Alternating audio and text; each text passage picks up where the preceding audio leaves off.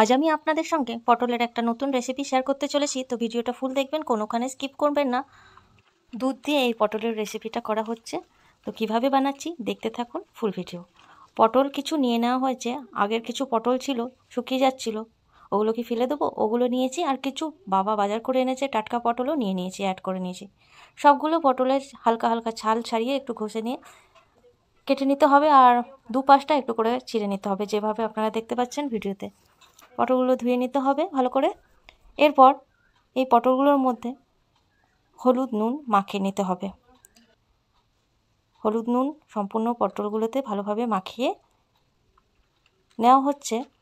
কড়াইয়ে তেল গরম করে এবার পটলগুলো ভাজবো। তো এই দিকে আমি কিছু মশলাটা রেডি করছি। এখানে দুটো ছোটো ছোটোই পেঁয়াজ, বেশি বড় নয়, 4 ফালি করে কেটেছি। আদা অল্প নিয়েছি, দেখতেই পাচ্ছেন। আর টমেটো নিয়েছি ছোটো ছোটো, যেহেতু 3-4টা টমেটো কেটে নিয়েছি। আর কাঁচা লঙ্কা, পেঁয়াজ দিলাম, আদা দিলাম, কাঁচা লঙ্কা দিলাম, কাঁচা পাকা লঙ্কা দুটোই দিয়েছি। আর টমেটোগুলো দিলাম, সমস্তটা ধরছে না। এলাচ কিন্তু দুটো দেওয়া হয়েছে। আর একটু জল দিয়ে এটাকে ভালো করে পেস্ট করবো। এখানে 1 চামচ ছোটো চামচের হলুদ গুঁড়ো, ধনে গুঁড়ো, জিরে গুঁড়ো, লঙ্কার গুঁড়ো, এই মশলা একসাথেই আমি এটা পেস্ট করব। আর পেস্ট হয়ে গেছে, দেখতেই পাচ্ছেন, একদম রেডি করে রাখলাম পেস্টটা। আর আরও কিছু টমেটো ছিল আর পেঁয়াজ ছিল, ওটাও আবার পরে দিয়ে আবার একটু পেস্ট করে নিতে হবে। এবার দিকে কড়াইয়ে তেল গরম হয়ে গেছে, আন্দাজ মতো তেল দিতে হবে। গরম করে তারপর পটলগুলো সমস্তটা দিয়ে এখানে ভাজতে হবে ভালোভাবে। এইটা ভাজতে হবে পটলগুলো সবকটায়। পটলের ভাজাটা যেন ভালো মতো হয়। আর ভাজাটা অনেকটা হয়ে গেলেই তবেই রান্নাটা করতে আর বেশি সময় লাগবে না। এখানে আমি কালারটা ঠিকঠাক রাখার জন্য একটু চিনি অ্যাড করেছি। আর নুন হলুদ তো আগেই মাখানো ছিল। আর এইভাবেই আমি পুরো পটলগুলো সবটাই ভালোভাবে ভেজে নেব।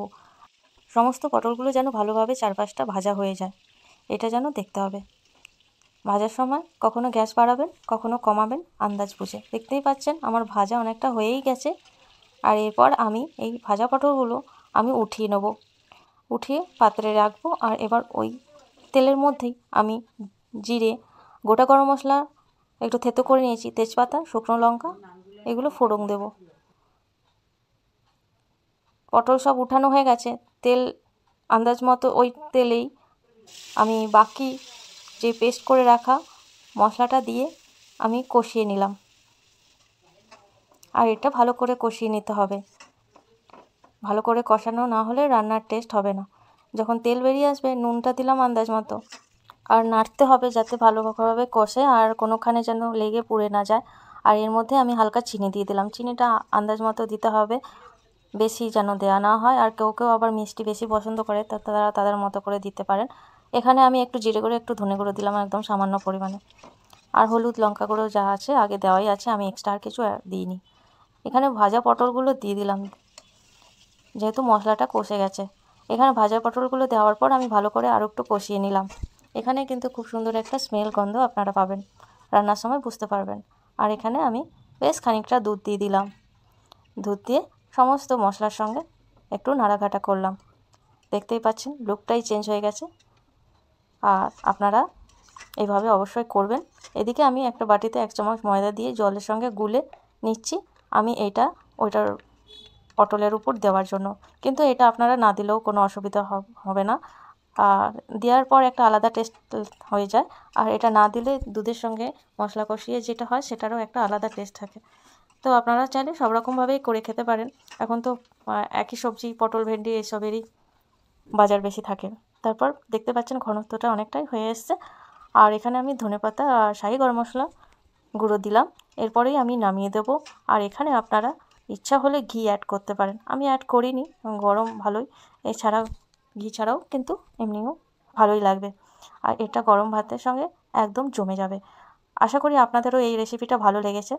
আর আশা করি রান্নার পর খেতেও আপনাদেরও ভালো লাগবে। আমার রেসিপি যারা দেখে থাকেন অবশ্যই কমেন্ট করে জানাবেন কেমন লাগে। আর কোন রেসিপিটা যদি ট্রাই করে থাকেন কেমন লেগেছে অবশ্যই জানাবেন কমেন্ট করে। আপনারা অনেকে ভিউ করেন, লাইক কমেন্ট, কিছু রিয়াকশান দেয় না, তো আমি কিছু বুঝতে পারি না। তো সঙ্গে থাকুন, এই ধরনের নানা নিত্য নতুন রেসিপি আপনাদের সঙ্গে আমি শেয়ার করব। আর তাছাড়াও আমার অনেক প্রোডাক্টের পেজ আছে যেগুলো আমি আপডেট দিয়ে থাকি রেগুলার। আমার হোয়াটসঅ্যাপ গ্রুপ আছে যেখানে আমি রেগুলার আপডেট দিয়ে থাকি। আর খুব কম প্রাইসে আপনারা আমার কাছে পেয়ে যাবেন, all over India home delivery হয়। তো আর দেরি করবেন না, আমার প্রোডাক্ট আপডেট দেখার জন্য আমার গ্রুপে জয়েন করতে পারেন, আমার বাকি পেজ লিঙ্ক আছে, সেখানেও দেখতে পারেন। এতক্ষণ সঙ্গে থাকার জন্য অনেক ধন্যবাদ, অসংখ্য ধন্যবাদ সকলকে। আর সবাই ভালো থাকবেন, নিজের খেয়াল রাখবেন। এই গরমে যতটা পারি আমি আপনাদের মতো করে রান্না, সহজ সরল রান্না শেয়ার করবার চেষ্টা করব। এতক্ষণ সঙ্গে থাকার জন্য অসংখ্য ধন্যবাদ, সকলে ভালো থাকবেন।